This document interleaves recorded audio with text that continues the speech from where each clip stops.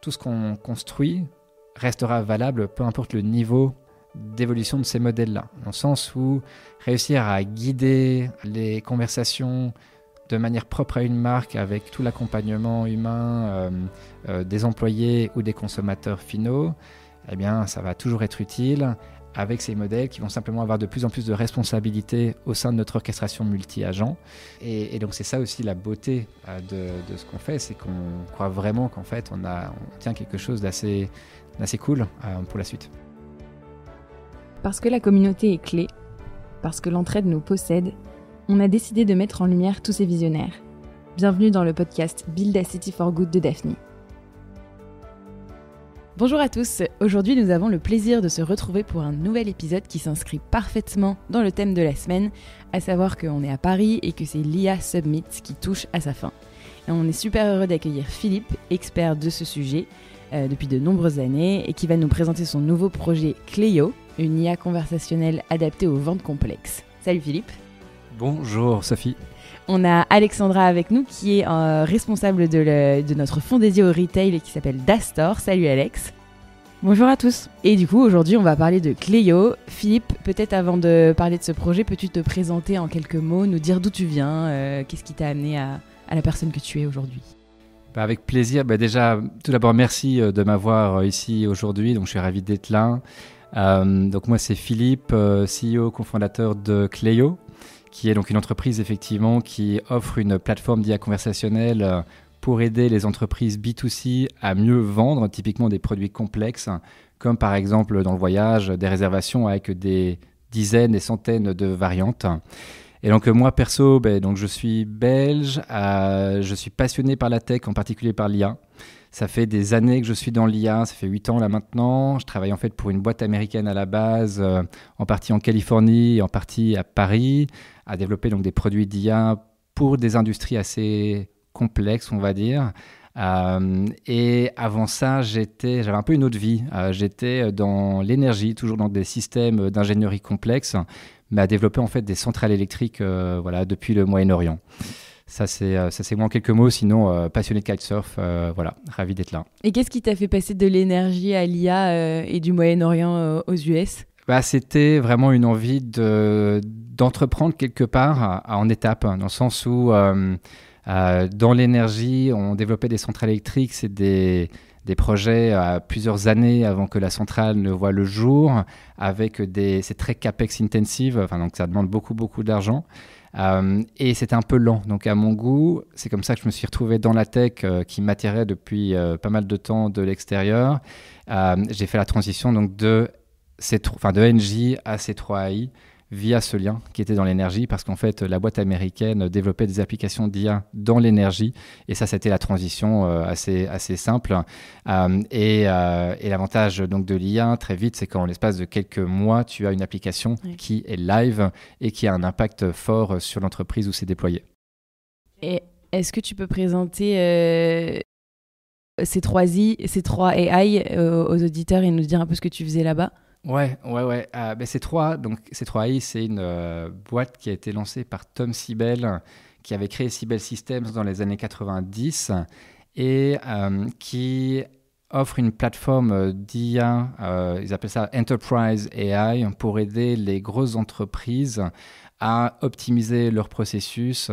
Typiquement, faire de la maintenance prédictive pour détecter des pannes de compresseurs en avance de temps, ou encore faire de l'optimisation des inventaires, ou encore détecter la fraude pour les banques, ce genre de cas d'usage donc très, très complexe, très industriel, c'était des applications qui se vendaient à plusieurs centaines de milliers d'euros annuels et une plateforme à plusieurs millions de dollars. Donc un petit peu prohibitif au niveau du type d'entreprise qui pouvait y accéder. Nous, on l'a rejoint, je dis nous, c'est Louis, Adrien et moi, les 3 associés de Cléo. On l'a rejoint dans les premiers jours, surtout Louis, ce qui fait qu'en fait, on est passé par les différentes étapes avec l'introduction en bourse en 2020. Et ça a été génial de vivre cette expérience-là. On s'est dit qu'on voulait d'ailleurs la revivre un peu à notre manière. Et c'est comme ça aussi qu'on a démarré Cléo. C'est là-bas que vous vous êtes rencontrés tous les 3. C'est ça. En fait, Et vous avez été amenés à bosser ensemble au sein de la boîte ? Complètement, en fait, tous dans des rôles assez différents. Donc Louis était vraiment dans l'IA, la data science, il était VP global de tout ce qui était Generative AI pour C3AI. Il avait créé des équipes de scratch depuis la Californie, tout comme Paris. Il a fait 6 ans là-bas, 6 ans à Paris. Adrien était responsable de toutes les ventes pour l'Europe, à gérer les plus gros comptes ici. Et moi, quand j'étais là-bas, j'étais en produit. Je m'occupais des suites d'applications IA sur différents domaines. Et à Paris, de toute l'équipe de Data Science Internationale. Et donc, en fait, on était collègues et ensuite potes et maintenant cofondateurs. Et des profils hyper complémentaires. C'est ça, tout à fait. Et ça ressemblait à quoi l'IA il y a 8 ans? Déjà, on ne l'appelait pas vraiment IA. On l'appelait plutôt Machine Learning, Data Science. Et c'était plutôt sur des cas donc, très précis, par exemple, de la prédiction, comme je disais, là, de panne, où tu vas aller regarder dans toutes les données de télémétrie sensorielle d'un système complexe comme un engin rotatif, comme un compresseur, et tu vas identifier des patterns, des motifs pour remarquer qu'est-ce qui s'est mal passé dans le passé, qui a mené à une panne, de manière à ce que dans le futur, lorsque ce même motif se reproduit, tu puisses le détecter. Okay. Le tout sur base d'un score de risque qui, lorsqu'il dépassait un certain seuil, threshold, tu avais une alarme et donc plutôt que d'avoir 50 alarmes en tant qu'opérateur, tu en avais juste une qui te disait attention, il faut aller regarder ça de plus près et potentiellement faire une opération sur le compresseur. Donc c'était ce genre de cas d'usage-là qui ont toujours beaucoup de valeur, mais qui pour nous étaient un petit peu limitants dans le sens où c'est prohibitif au niveau donc, du coût de déploiement, ça met quand même un certain temps aussi, et c'est quelques utilisateurs, des power users comme on appelle ça, qui utilisent ce genre d'application pour avoir un impact dans leurs usines, dans leurs banques et autres. Et c'est de là aussi qu'est sorti un petit peu cette volonté d'aller faire de l'IA à plus grand impact avec plus d'utilisateurs, et c'est là où ça nous a amené à Cléo quelques années plus tard. Ouais. Et est-ce que tu disais que vous étiez tous les trois dans un premier temps aux US, puis ensuite en France? Ouais. Est-ce que quand vous êtes retourné en France, vous avez vu une vraie différence avec ce qui se passait aux US? J'ai envie de dire que là, aujourd'hui, ça a quand même pas mal évolué. La France, l'Europe, au niveau de tout l'écosystème pour aider les startups, on est quand même très impressionnés aujourd'hui. Sur les 18 derniers mois du support qu'on a réussi à obtenir. Oui. Par exemple, au niveau de tout ce qui est subventions, de prêts d'honneur, d'accompagnement, de levée de fonds aussi. Avec vous, entre autres, on est ravis de vous avoir, ainsi que Serena, à bord. Et puis, donc, il y a vraiment une sorte de maturité aujourd'hui qui est bien plus forte qu'il y a quand moi je suis arrivé en France en 2017, 2018. Donc ça, c'est très apprécié. Et du coup, si on se focus sur Cléo, est-ce que tu peux nous faire un peu la genèse du projet? Ça a été créé du coup fin 2023. Et peut-être, sur la thématique en tant que telle, tu parlais d'une envie d'entreprendre. Le Trinôme s'est constitué chez C3AI. Pourquoi vous êtes allé sur ce projet-là et qu'est-ce qui vous a motivé avec l'IA conversationnelle? Ouais, carrément. C'était un peu une suite naturelle des choses, dans le sens où on était dans l'IA déjà donc depuis des années. On se connaissait bien, on est potes. Et quand l'IA générative est sortie, en fait, on a vu comme une sorte d'univers de cas d'usage qui sont ouverts à nous, parce que ces cas d'usage-là étaient économiquement non viables, non faisables auparavant. Ce qui fait que très rapidement, on s'est dit, mais il y a un truc à faire sur la vente, en particulier sur le web. C'est là où il y a quand même des parcours. Là, aujourd'hui, si on veut chercher quelque chose, on va vite se retrouver à scroller, browser pendant des heures pour trouver un peu la bonne chaussure au pied. Et on s'est dit, mais il y a un truc à faire là-dedans. Donc, on a créé des premiers prototypes et on a été voir différentes industries, différentes entreprises avec des prototypes qui étaient à chaque fois un petit peu différents. Et c'est là où on a remarqué qu'il y avait un vrai problème de conversion sur les ventes de produits complexes. Tels que donc, quand je dis produits complexes... Tu peux définir produits complexes. Oui, c'est des produits avec beaucoup de variantes, beaucoup d'options, des catalogues très riches, très fournis. Typiquement, quand tu veux réserver un voyage aujourd'hui, tu as la Terre face à toi, donc tu as 10 000 options possibles de voyage.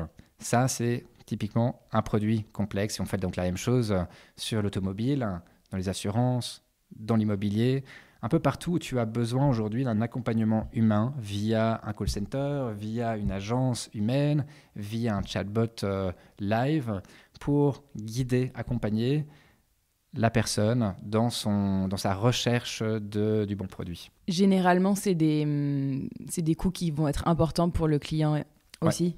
C'est des coûts importants, c'est en plus de cela, un vrai achat, quoi. On n'est pas face à... Ouais, c'est ça. Il y a vraiment un coût. Il y a aussi toute une expertise à avoir. Il faut réussir à faire ça correctement, à bien accompagner l'utilisateur. Quand je dis accompagner, c'est aller capturer les bonnes intentions en lui posant les bonnes questions de manière intelligente et contextualisée.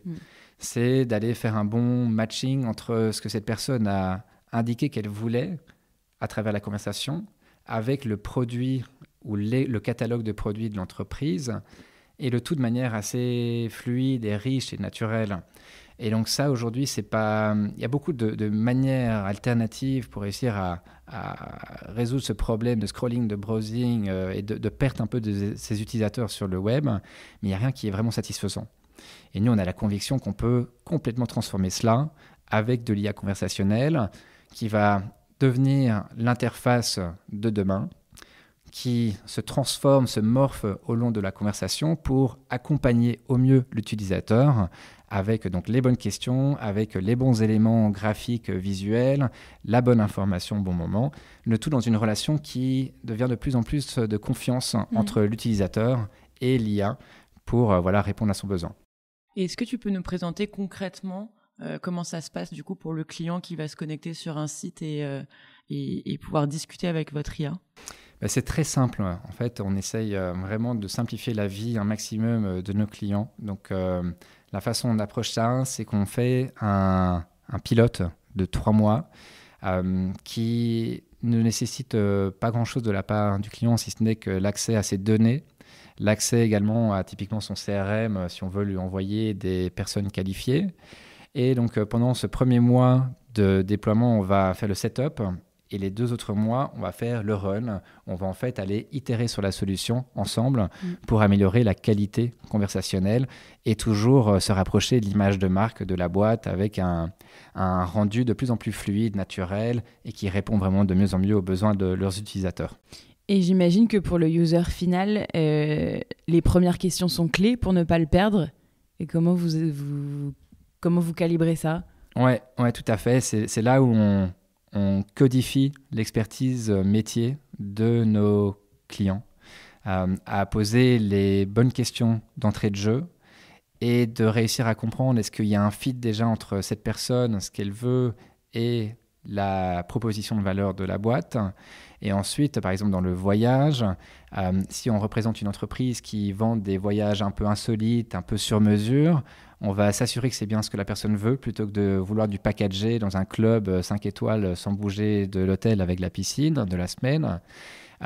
Et à ce moment-là, on va aussi lui poser des questions de plus en plus contextualisées. Si elle dit « oui, le voyage un peu sur mesure me plaît », très bien, à ce moment-là, est-ce que vous voulez plutôt séjourner dans un endroit qui est un peu insolite tel qu'une cabane en plein milieu de la forêt, et ainsi de suite. Et en fait, au plus on est contextualisé et pertinent, au mieux c'est. Donc c'est effectivement une très bonne question. Et moi, ce que j'aime bien dire, c'est qu'on essaye un peu de créer une valeur pour l'utilisateur tout au cours de la discussion. Si aujourd'hui, moi, je vais dans une agence et je vais voir un conseiller de vente, j'en ressors satisfait et grandi lorsque cette personne m'a aidé à me poser les bonnes questions pour comprendre quelle est la chose que je veux vraiment. Donc ça, c'est très important, c'est poser les bonnes questions. Ouais.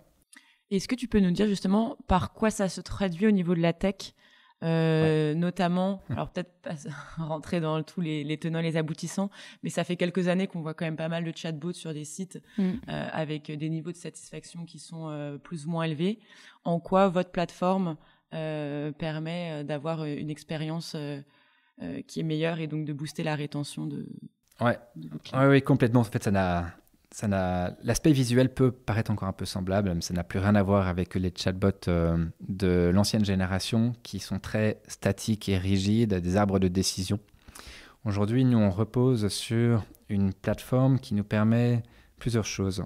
Donc, on a une orchestration multi-agents. Donc, une orchestration multi-agents, ça nous permet d'avoir une famille d'agents IA qui collaborent ensemble pour répondre ou poser les bonnes questions. Chaque agent, en fait, a une tâche. Et un agent, il faut voir ça comme un modèle IA qui est connecté à des outils, qui est connecté à de la data et qui, sur base de ce scope-là, est capable de générer une interaction. Ensuite, on a donc l'orchestrateur qui va décider, sur base d'une question de l'utilisateur, est-ce que je veux dispatcher un ou plusieurs agents pour travailler ensemble et revenir vers moi avec la bonne question et la bonne information. Donc, par exemple, si moi je dis quel produit avez-vous en Namibie, l'orchestrateur va comprendre qu'il faut aller dispatcher l'agent pour aller rechercher les bons produits dans le catalogue et de la même manière, un autre agent qui va aller poser une question de clarification pour savoir quel type de voyage je veux faire en Namibie. Est-ce que je veux un circuit, un tour organisé, etc. Et donc, ces deux agents-là sont dispatchés. Ils reviennent avec la bonne information vers l'orchestrateur qui ensuite la représente en langage naturel à celui-ci, donc, ou à celle-ci. Donc ça, c'est l'orchestration multi-agent qui permet donc de couvrir beaucoup de sujets de manière très naturelle. Ensuite, on a une autre techno qui a également émergé avec l'IA, qu'on appelle, nous, le Knowledge Engine, c'est un mot un peu fancy, et qui en fait représente une combinaison de 3 bases de données, donc c'est bases de données graphiques, vectorielles et donc, sémantiques et relationnelles, et qui permettent de savoir, lorsqu'on va chercher un produit, est-ce que ce produit correspond d'un point de vue description à ce que la personne recherche, et est-ce que c'est ensuite également disponible d'un point de vue date et dans le budget de la personne d'un point de vue prix. Donc pour ça, on utilise cette combinaison de graphes. Donc ces deux ensemble font qu'on a une IA conversationnelle vraiment de qualité qui est vraiment proche d'une qualité de conversation humaine aujourd'hui. Voilà, ça c'est en quelques mots le produit. Quelque chose d'autre très rapidement, c'est qu'on a à la base de ces deux modules-là, on a une plateforme en fait d'IA conversationnelle qui permet non seulement d'adresser ce cas d'usage dont on a parlé, mais également une quinzaine d'autres cas d'usage. Okay, parce que donc c'est typiquement ce qui est demandé aussi. Il y a la plupart des directions avec lesquelles on travaille, elles ont une vision, une feuille de route sur 5 ans de beaucoup de cas d'usage et elles veulent passer par un partenaire technologique et c'est là où nous on se positionne. Et aujourd'hui, j'y connais rien, mais aujourd'hui, vos concurrents, ils ont plutôt des IA conversationnelles mono-agents ? Alors, beaucoup. Bon, déjà, peut-être pour clarifier, donc de l'extérieur, on dirait qu'il y a une concurrence qui est assez forte. La réalité, c'est que dans notre domaine, sur la vente de produits complexes, avec une approche verticalisée par industrie, comme le voyage et autres, la concurrence, elle est pas vraiment là. Ouais. Néanmoins, si on regarde les entreprises qui vendent des agents conversationnels, effectivement, c'est typiquement mono-agent. C'est un peu du RAG naïf, comme on appelle ça, nous, on l'a testé, on est passé par là tout au début, ça ne marche pas, on n'arrive vraiment pas à une qualité conversationnelle. C'est le genre de bot qui t'aide pas et qui te fait perdre du temps. Quoi. Complètement. Et c'est là où il faut ces éléments que j'ai mentionnés, mais il faut également autre chose, c'est-à-dire qu'on représente des entreprises, on représente l'entreprise face à des clients. Donc il faut aussi avoir une sorte de sécurité, une sorte de modération, une sorte de contrôle contre les hallucinations. Tout ça, c'est ultra important. C'est des choses que nous, on considère de base, je ne les mentionne même pas lorsque je parle du produit, mais c'est des choses qui doivent venir avec une plateforme entreprise. Et donc beaucoup de ces agents conversationnels qu'on voit ailleurs manquent également de ce genre d'éléments, de ce genre de protection. Okay. Donc là aussi, c'est pour les personnes qui écoutent, si vous choisissez une solution d'IA conversationnelle, prenez bien en compte tout le côté enterprise, le côté qualité conversationnelle. C'est des éléments qui sont vraiment clés. Et c'est d'ailleurs la thèse d'investissement qu'on a eue au moment où on s'est rencontrés, tout ce knowledge engine que tu viens de présenter qui, pour nous, est vraiment différenciant. Et comment vous êtes structuré du coup en interne avec Adrien et Louis ? Adrien, si je me rappelle bien, il a plutôt la casquette sales. Alors, il a effectivement la casquette sales, mais pas que. Il s'occupe de tout le marketing et de beaucoup d'aspects également liés à la boîte, comme par exemple la finance, toutes les choses qu'on est en train de mettre en place avec la boîte. Donc ça, c'est génial. Il apporte vraiment une très belle valeur à ce niveau-là. Louis, pareil, très belle valeur au niveau technique. Lui, donc responsable CTO de toute la plateforme. Et je pense que pour moi, c'est un vrai plaisir et en vrai, je me sens, comme on dit en français, grateful, de travailler avec reconnaissant. Voilà, de travailler avec eux au jour le jour parce que c'est super. Et maintenant qu'on commence à recruter l'équipe et qu'elle se met en place et qu'on a un début de boîte vraiment qui se forme, tous les jours, c'est encore plus cool. Donc au-delà de vous trois, vous êtes une dizaine ? C'est ça, majoritairement des ingénieurs. Donc on met vraiment le focus aujourd'hui sur le produit. L'idée, c'est de devenir vraiment aller au niveau, on va dire, de ce qu'on a comme vision pour le produit. Et pour ça nécessite un gros investissement. Après, on a des personnes également donc en design, en marketing, en vente, le tout pour vraiment avoir le meilleur outil outil conversationnel, exactement. Ouais. Est-ce que vous recrutez ? Ça peut être le moment de passer un petit mot à nos auditeurs. Alors, recruter, donc, on le fait par vague. Là, maintenant, l'idée, c'est de créer vraiment la founding team. Ouais. Donc, environ une quinzaine de personnes avec ingénieurs, sales, marketing, principalement. Là-dessus, donc, on est une dizaine. On a également plusieurs personnes qui ont accepté de nous rejoindre bientôt. Et donc, on a hâte de les avoir à bord. Après cela, on va probablement faire une petite pause au niveau du recrutement, le temps que tout le monde monte bien en compétences. Ouais. Et quelques mois plus tard, on recommence le recrutement avec la deuxième vague. Évidemment, tout ça est sujet à évoluer, à s'accélérer potentiellement sur base des signaux qu'on reçoit du marché. Là, on a beaucoup de signaux qui sont positifs, ce qui nous mène à penser qu'on peut peut-être accélérer un peu plus fortement. Donc, on va voir, ça va dépendre dans les 2-3 mois qui viennent. Tu avais une question, Alex ? Oui, je rebondis, tu parlais de la vision. Est-ce que tu peux représenter la vision un peu globale et long terme aux auditeurs ? Alors, la vision globale long terme, c'est de devenir vraiment la plateforme de référence d'IA conversationnelle sur la vente pour toutes les entreprises qui vendent des produits complexes. Donc, ça veut dire de devenir l'interface de demain qui aide aussi bien à conduire des conversations directement avec les consommateurs finaux, que d'aider les employés de ces entreprises, les employés de vente, à mieux vendre. Donc avec des outils conversationnels qui leur recommandent les bons produits en live lorsqu'ils sont face à leurs clients ou au téléphone avec eux, qui leur donnent les arguments de vente, qui les aident vraiment à également continuer la conversation tout au long du parcours d'achat qui parfois peut durer plusieurs jours, semaines, vu que c'est des produits complexes. Et donc, c'est là où on se positionne et on a vraiment la conviction qu'on peut faire quelque chose de vraiment différenciant à ce niveau-là. Donc, on a trop hâte. On est convaincu aussi que tout le browsing, scrolling, etc., comme on le connaît aujourd'hui, c'est révolu.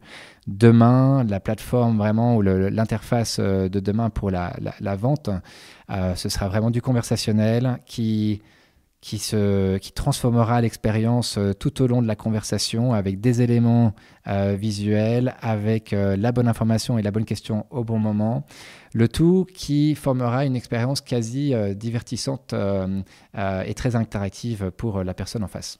Et aujourd'hui, vous vous concentrez principalement sur le marché européen ?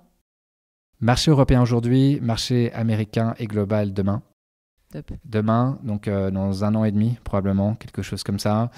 C'est quand même un marché très important avec de très belles opportunités et c'est là où je pense que la vraie différence va se faire. Donc nous, on vise de passer à l'international en 2026. Pour ce faire, on veut donc avoir des très bons signaux ici en Europe qu'on vise à atteindre dans cette année 2025, qui va être une année charnière donc, pour Cléo. Et ensuite, on va partir avec nos valises aux États-Unis d'une manière ou d'une autre et vraiment impacter le marché là-bas. C'est quand même le plus gros marché aujourd'hui sur tout ce qui est PaaS et SaaS. Donc, si on veut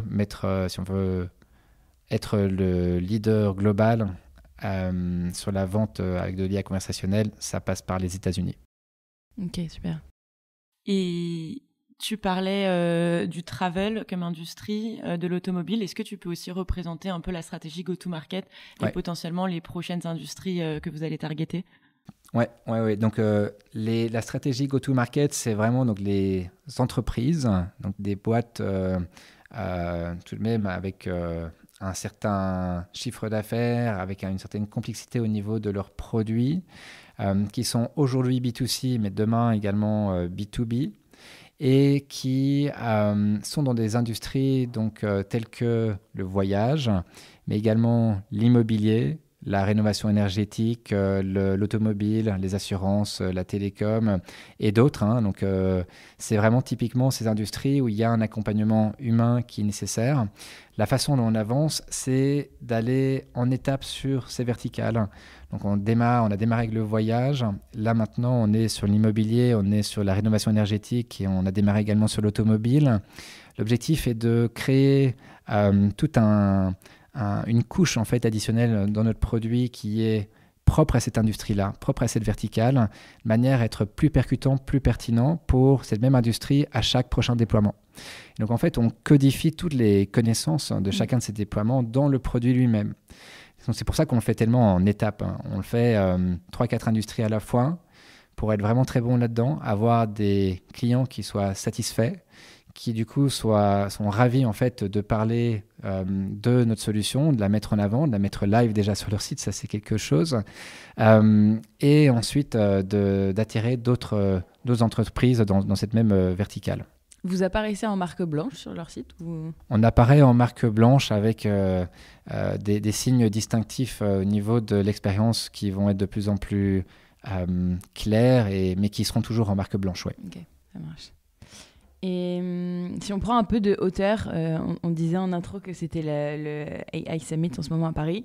Quelle est ta vision un peu de l'évolution de l'IA, notamment suite à l'annonce d'Emmanuel Macron sur l'investissement de quasi 200 milliards d'euros? Est-ce que tu as un avis là-dessus? Ouais. La question est...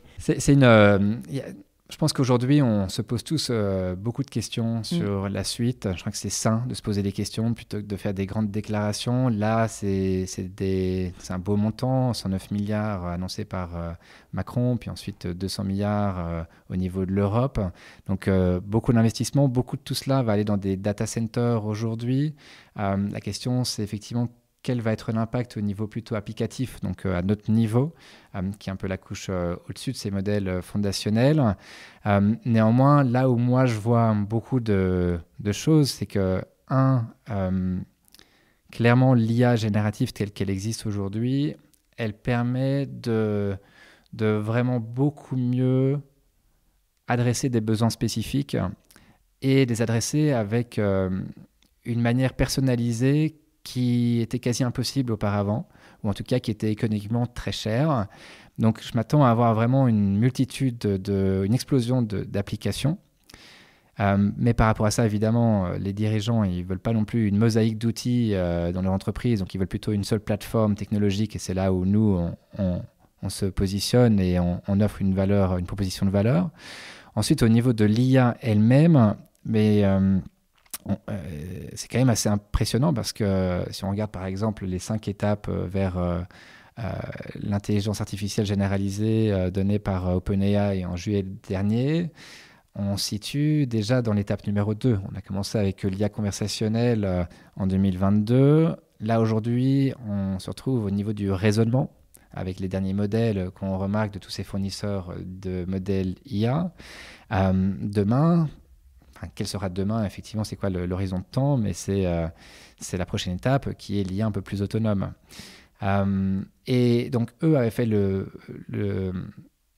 pronostic, la prédiction que ça mettrait 10 ans à arriver. D'autres disent que ça va mettre 50 ans. Voilà, ça, c'est dur à dire, mais en tous les cas, c'est génial de surfer un peu cette vague d'innovation, parce que nous, tout ce qu'on construit restera valable, peu importe le niveau d'évolution de ces modèles-là, dans le sens où réussir à guider les conversations de manière propre à une marque avec tout l'accompagnement humain des employés ou des consommateurs finaux, eh bien, ça va toujours être utile avec ces modèles qui vont simplement avoir de plus en plus de responsabilités au sein de notre orchestration multi-agents. Et donc, c'est ça aussi la beauté de ce qu'on fait, c'est qu'on croit vraiment qu'en fait, on tient quelque chose d'assez cool pour la suite. On partage la même conviction. Ouais. Merci Philippe. On aime bien poser quelques questions un peu plus décontractées à la fin. Tu nous disais que tu étais fan de kitesurf. Quel est le meilleur spot que tu pourrais recommander je dirais il y en a 2 que j'adorais. Allez, on en prend 2. Mais je vais en choisir un. C'est le Brésil, le nord-est du Brésil, incroyable. Parce qu'en fait, bien connu pour on a fait plusieurs semaines là-bas, à traverser 500 km de l'est en ouest, et on a terminé dans les dunes de sable de Lençóis Maranhão, où en fait on kite entre des dunes de sable dans des espèces de lagunes de 50 cm de haut, à 0 vague, avec plein de vent. Et donc, c'est juste fantastique. C'était vraiment paradisiaque. Ça fait rêver, ouais. Et tu t'es mis au kite il y a longtemps ou c'est arrivé sur le tard? J'ai commencé à Dubaï. Donc, quand j'étais là-bas entre 2012 et 2017, il n'y avait pas beaucoup de vent. Donc, j'avais des énormes voiles de 14 mètres carrés. Donc, c'était des gros paquebots comme ça à faire voler. Mais ça n'empêche que j'ai appris un peu la base de la base là-bas. Et puis, quand j'étais en Californie, avec un vent qui était pour le coup beaucoup plus fort, où j'utilisais des voiles beaucoup plus petites, c'était un plaisir parce que tous les week-ends quasi, je me retrouvais à faire du kitesurf avec des amis. La communauté de kitesurf en général est toujours très très sympa. Je trouve que les gens sont très abordables. Déjà, le fait de lancer un kitesurf, il faut toujours demander à quelqu'un pour le lancer, pareil pour le faire atterrir. On s'entraide. C'est collaboratif. C'est génial. Donc, dans le kitesurf, c'est un peu plus sympathique que la communauté de surf. Voilà. Je vais me faire tuer en disant ça. Trop bien. Merci Philippe d'être venu nous parler de Cléo. On a hâte de voir les prochaines évolutions. Et puis, on remercie aussi nos auditeurs de nous avoir écoutés. Merci beaucoup de m'avoir reçu et merci d'être aussi dans l'aventure de Cléo. À très vite. À très vite.